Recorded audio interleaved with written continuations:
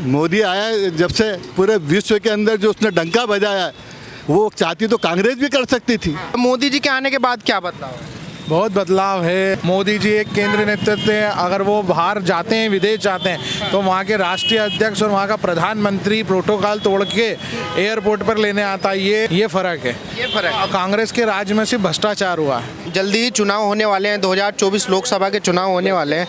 क्या लगता है कौन आ रहा है? मोदी जी के अलावा अगर कोई आया तो देश के टुकड़े हो सकते हैं। क्या बात कर रहे हैं? क्योंकि हमारे पास जो बॉर्डर फिल्म देखी है, रात को अटैक करने का प्लान ही नहीं था। ये सच्चाई थी, उस पर पिक्चर बना और इन्हीं ने रात के अटैक करने वाले प्लेन लेके आए, वरना भारत को तो कभी भी नोच खाएंगे। अभी भी देखा कि इतना स्ट्रिक्ट होने के बाद भी कई जगहों पे कब्जा कर रखा है।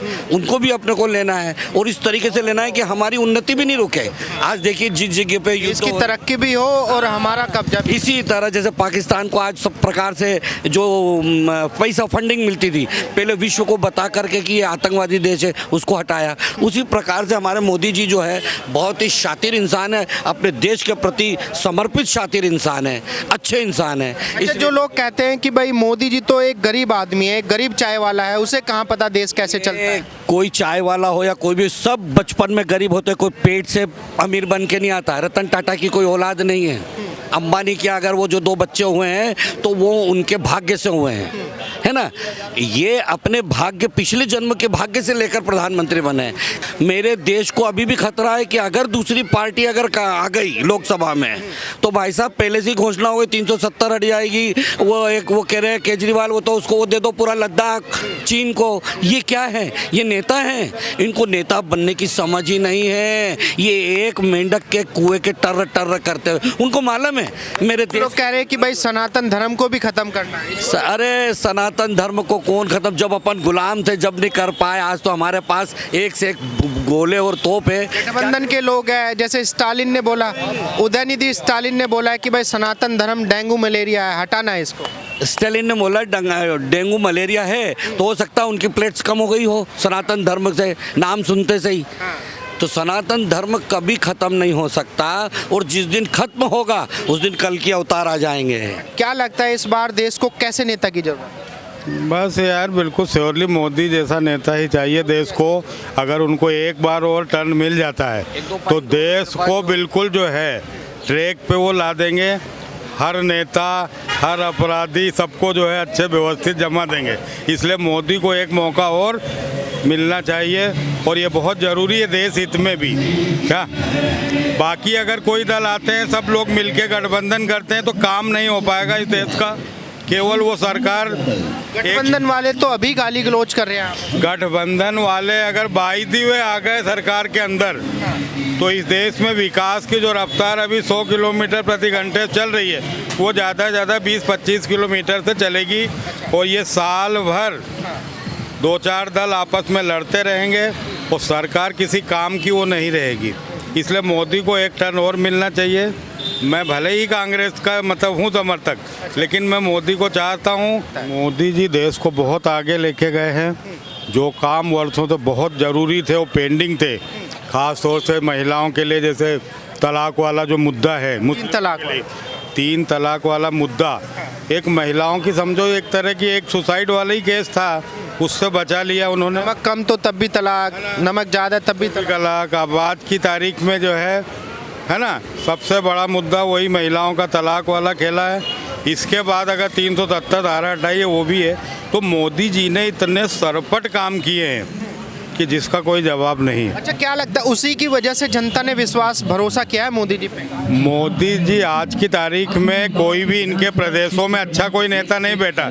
जो भी वोट मिल रहे हैं सब मोदी की वजह। मोदी और योगी के नाम बस। आज शिवराज सिंह की छवि भी बहुत भ्रष्टाचार युक्त है, लेकिन मोदी चूंकि एक ऐसा चेहरा है कि पब्लिक उसको भी देख रही है, इसलिए वोट डाल देती है। अरे ना, बीजेपी के वोट तो मिल ही रहे हैं, साथ में हम जैसे कांग्रेसियों के भी मिल रहे हैं। हम बता रहे हैं ना, क्योंकि हमको मालूम है कि देने से कोई फायदा है नहीं।